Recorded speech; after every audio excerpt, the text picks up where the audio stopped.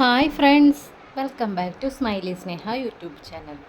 അപ്പം ഞാൻ ഇന്നിവിടെ ഉണ്ടാക്കാൻ പോകുന്നത് നിങ്ങൾക്ക് ഈ വീഡിയോ കാണുമ്പോൾ തന്നെ തുടക്കം തന്നെ ഇൻട്രോ കാണുമ്പോൾ തന്നെ മനസ്സിലാവും എന്താണെന്നുള്ളത്. നമുക്ക് എല്ലാവർക്കും ഇഷ്ടപ്പെട്ട ചക്കക്കറിയാണ്. അപ്പം ചക്കക്കറിയായിട്ടാണ് കേട്ടോ ഞാൻ വെക്കണം. അപ്പം നമുക്ക് പല സ്ഥലത്തും ചക്ക പുഴുക്കായിട്ടും ചക്കക്കറിയൊക്കെ ആയിട്ടൊക്കെ വെക്കാറുണ്ട്. പുഴുക്ക് വേറെ രീതിയിൽ, കറി വേറെ രീതിയിൽ. അപ്പം ഞങ്ങളുടെ നാട്ടിൽ എങ്ങനെയാണ് ചക്കക്കറി വെക്കണേന്ന് നോക്കാം. അപ്പം സെയിം രീതി ഏകദേശം സെയിമാണ്. അപ്പം നിങ്ങൾക്ക് അറിയുകയും ചെയ്യും, നിങ്ങൾ ഉണ്ടാക്കിയിട്ടുണ്ടോ? അപ്പം ഞാൻ എൻ്റെ രീതിയിൽ ഞങ്ങൾക്കൊക്കെ ഇവിടെ വളരെ റെയറായിട്ട് ചക്ക കിട്ടുള്ളൂ. ഞങ്ങളുടെ വീട്ടിൽ ചക്കയില്ല. അപ്പം ഞങ്ങൾക്ക് ചക്ക കിട്ടിയപ്പം ചക്ക എങ്ങനെ ഉണ്ടാക്കണേന്നൊന്നും ഞങ്ങൾ ഉണ്ടാക്കണേ എങ്ങനെയാണെന്ന് കാണിച്ച് തരാമെന്ന് വെച്ച്. അപ്പം നമുക്ക് എങ്ങനെ ഉണ്ടാക്കണേന്ന് നമുക്ക് വീഡിയോയിലേക്ക് പോകാം.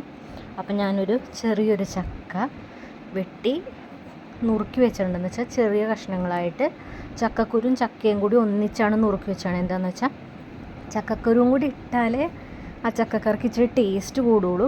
അപ്പോൾ അതേ ഞാൻ അതൊക്കെ വെട്ടി നുറുക്കിയൊക്കെ വെച്ചിട്ടുണ്ട്.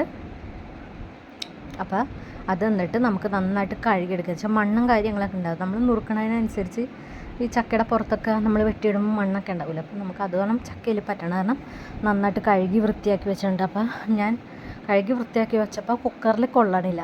അപ്പം ഞാൻ എന്ത് ചെയ്തെന്ന് എഴുതിയാൽ അതിൽ കലത്തിലങ്ങ് വെക്കാമെന്ന് എഴുതി. അപ്പോൾ ഞാനൊരു കലം ഇടത്തരം എടുത്തിട്ട് അതിൽ കഴുകി ചക്കയിട്ട് ആവശ്യത്തിന് വെള്ളം ഒഴിച്ചിട്ട് അടപ്പത്ത് വെച്ച് അതിന് ശേഷം ഞാനൊരു 2 സ്പൂണാട്ടോ, ആദ്യം 1 സ്പൂൺ ഉപ്പിട്ട്, പക്ഷേ ചക്കക്ക് ഉപ്പ് പിടിച്ചില്ല. അപ്പം ഞാൻ വീണ്ടും 2 സ്പൂൺ ഇട്ടിട്ട് നമുക്കത് വേവാൻ വെക്കാം.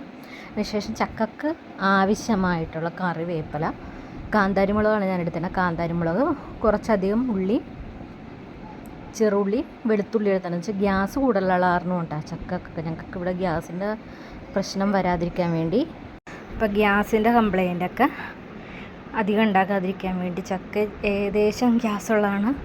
അപ്പോൾ വെളുത്തുള്ളിയെ കുറച്ച് അധികം കൊടുത്തിട്ടുണ്ട്. ഇതിന് ഞാൻ വെളുത്തുള്ളിയും ചുവന്നുള്ളിയും കാന്താരിമുളകും പൊളിച്ച് ഞാനൊരു പാത്രത്തിലാക്കി വെച്ചിട്ടുണ്ടെന്ന് വെച്ചാൽ അത് എല്ലാം കൂടി മിക്സ് ചെയ്തിട്ട് വേണം നമുക്ക് എടുക്കാനായിട്ട്. അതിനുശേഷം ഞാനൊരു 2 മുറി തേങ്ങയില്ല, എന്നാലും ഏകദേശം 1.25 മുറി തേങ്ങയോളം എടുത്തിട്ടുണ്ട്. അപ്പോൾ അതിലേക്ക് ഞാൻ കുറച്ച് കുരുമുളകും ജീരകവും കുറച്ച് കറിവേപ്പിലയും കൂടി ഇട്ട് വെച്ചിട്ടുണ്ട്. അതിന് ശേഷം നമുക്ക് ഇത് നന്നായിട്ട് ഒതുക്കിയെടുക്കണമെന്ന് പറയുമ്പോൾ അരക്കാൻ പാടില്ല, ഒന്ന് ഓടിച്ചാൽ ഒന്ന് കറക്കിയിട്ട് ഓഫ് ചെയ്യാം. അങ്ങനെയാണ് ഒതുക്കണ പാകം. അപ്പോൾ അതേ ഞാൻ ആദ്യം ചുവന്നുള്ളിയും വെളുത്തുള്ളിയും കാന്താരിമുളകും ഇട്ട് കൊടുത്ത്, പിന്നെ ഞാൻ തേങ്ങയും ജീരകവും കുരുമുളകും കറിവേപ്പിലയും കൂടി ഇട്ട് 1 സ്പൂൺ മഞ്ഞൾപ്പൊടി ഇട്ട്, എന്ന് വെച്ചാൽ മഞ്ഞൾപ്പൊടി യെല്ലോ കളറ് കിട്ടാൻ വേണ്ടിയാണ് കുറച്ചധികം മഞ്ഞൾപ്പൊടി ഇട്ടത്. അതും കൂടി ഇട്ടിട്ട് അടച്ചു വെച്ച് നമുക്ക് ഒന്ന് ഒതുക്കിയെടുക്കാൻ വെച്ചിട്ടുണ്ട്. അപ്പം ഞാൻ 2 ട്രിപ്പായിട്ടാണ് കേട്ടോ, ചെറിയൊരു ജാറിലായതാണ് 2 ട്രിപ്പായിട്ടാണ് ഒതുക്കി എടുത്തത്. അപ്പം ഞാൻ അതെല്ലാം ഒന്ന് മിക്സ് ചെയ്ത് നന്നായിട്ട് കൈവച്ച് തന്നെ നന്നായിട്ട് മിക്സ് ചെയ്ത് അത് പാത്രത്തിലാക്കി വെച്ചിട്ടുണ്ട്. അപ്പോഴത്തേക്കും നമ്മുടെ ചക്ക വെന്തിട്ട്. അപ്പോൾ ഈ ചക്കക്ക് ഇച്ചിരി വേവ് കൂടുതലാണ്. നല്ല മുഴുത്ത ചുളയാണെങ്കിലും വേവ് ഇച്ചിരി കൂടുതലായിരുന്നു. കുറച്ച് സമയം എടുത്തു വേകാനായിട്ട്. അപ്പോഴാണ് കുക്കറിൽ വെച്ചാൽ നമുക്ക് വേഗമാകുമായിരുന്നു. കുക്കറില്ലാത്തത് കൊണ്ട് കലത്തിൽ വെക്കേണ്ടി വന്നത്. അപ്പോൾ അതിന് ശേഷം ചട്ടി ചൂടായപ്പോഴത്തേക്കും വെളിച്ചെണ്ണ ഒഴിച്ച് കടുക് പൊട്ടിക്കാനിട്ട്. അപ്പോൾ കടുക് പൊട്ടിക്കാനായിട്ട് ഞാൻ ആദ്യം വെളിച്ചെണ്ണ ചൂടാകണതിന് മുമ്പ് തന്നെ കടുകിട്ടെന്ന് വെച്ചാണ്ടല്ലോ, കുറച്ച് കറിവേപ്പിലയും കൂടി വേണമെന്നുള്ളതാണ്. ഞാൻ കറിവേപ്പില പറിക്കാൻ പോയി വന്നപ്പോഴത്തേക്കും കടുകൊക്കെ പൊട്ടി സെറ്റായിട്ടുണ്ടായിരുന്നു. അപ്പോൾ ഞാൻ കറിവേപ്പില കിളുന്താട്ടെടുത്തത്, അതാണ്. ഞാൻ തണ്ടൊന്നും കളഞ്ഞില്ല, അങ്ങനെ തന്നെ കഴുകിയിട്ട് കടുകിലേക്ക് ഇട്ട് കൊടുത്തു. അപ്പോൾ കറിവേപ്പില ഒന്ന് മൂത്ത് കഴിഞ്ഞപ്പോഴത്തേക്കും 2 കൊല്ലമുളക്, 2-3 കൊല്ലമുളകും കൂടി ഇട്ട് കൊടുത്തിട്ട് അതും കൂടി മൂപ്പിച്ചെടുത്ത്. ആദ്യം കൊല്ലമുളക് ഇട്ടാൽ പെട്ടെന്ന് തന്നെ കരിഞ്ഞു. അപ്പോൾ കറിവേപ്പില ഒന്ന് മൂത്ത് കഴിഞ്ഞപ്പോഴാണ് കൊല്ലമുളക് ഇട്ട് കൊടുത്തത്. അപ്പോൾ കൊല്ലമുളകൊക്കെ മൂത്ത് കിട്ടിയിട്ടുണ്ട്. അപ്പോൾ ഞാൻ എന്നിട്ട് ഈ തേങ്ങ ഒതുക്കി വെച്ചാണ് അതിലേക്കൊന്ന് തട്ടിക്കൊടുത്ത് പൊത്തി വെച്ച് ആദ്യം ഒന്ന്. അതിനുശേഷം ചൂട് കയറി കഴിഞ്ഞിട്ട് നന്നായിട്ട് ഇളക്കി കൊടുത്ത്. അപ്പോൾ കുറച്ചധികം നേരം ഇളക്കണം എന്ന് വെച്ചാൽ തേങ്ങയും ചക്കയും കൂടി ഇട്ട് കഴിയുമ്പോഴത്തേക്ക് പെട്ടെന്ന് വളിക്കാതിരിക്കാനായിട്ടാണ് ഞാൻ ഇന്ന് തേങ്ങ ചൂടാക്കണത്. തേങ്ങ നന്നായിട്ട് ചൂടായി വരുമ്പോൾ ഒരു പ്രത്യേക ഒരു സ്മെല്ല് വരും. നിങ്ങൾക്ക് ഈ രീതിയിൽ ഉണ്ടാക്കുമ്പോൾ നിങ്ങൾക്ക് ഫീൽ ചെയ്യും ആ സ്മെല്ല് പെട്ടെന്ന് വന്നത്. അപ്പോഴാണ് നമുക്ക് തേങ്ങ ഒന്ന് മൂത്ത് കിട്ടിയെന്നുള്ള പാകമാകണത്.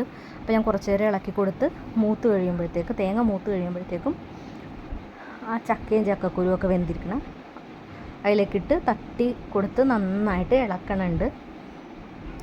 അപ്പോൾ കുറച്ച് വെള്ളം ഉണ്ടെങ്കിലും കുഴപ്പമില്ല, അത് നന്നായിട്ടിരുന്ന് വേഗണം. എന്ന് വെച്ചാൽ വെള്ളം ചക്കയെ വേവിച്ച വെള്ളവും ആ തേങ്ങ അരപ്പും കൂടി ചക്കയിലേക്ക് ഇറങ്ങിയിട്ട് നല്ല കുഴഞ്ഞ പാകമാണ്. അപ്പം നമുക്ക് കുറച്ച് നേരം ഇട്ടൊന്ന് വേവിക്കണം. അപ്പം അതുവരെ നമുക്ക് അടിക്ക് പിടിക്കാത്ത രീതിയിൽ നന്നായിട്ട് ഇളക്കി കൊടുത്താൽ മതി. ഈ സമയത്ത് വാങ്ങണ സമയത്ത് വേണ്ടവർക്ക് വേണമെങ്കിൽ പച്ച വെളിച്ചെണ്ണ ഒന്ന് തൂക്കി കൊടുക്കാം, കറിവേപ്പില സെപ്പറേറ്റ് ഇട്ട് കൊടുക്കാം. അതൊക്കെ നിങ്ങളുടെ ഇഷ്ടം പോലെ നമുക്ക് ചെയ്യാം. അപ്പോൾ അതേ ഞാനെല്ലാം പൊത്തി വെച്ച് കഴിഞ്ഞപ്പോൾ അതേ വെള്ളം പൊന്നതാണ്. അത് ഏകദേശം വറ്റിക്കൊണ്ടിരിക്കുന്ന പാകമാണ്.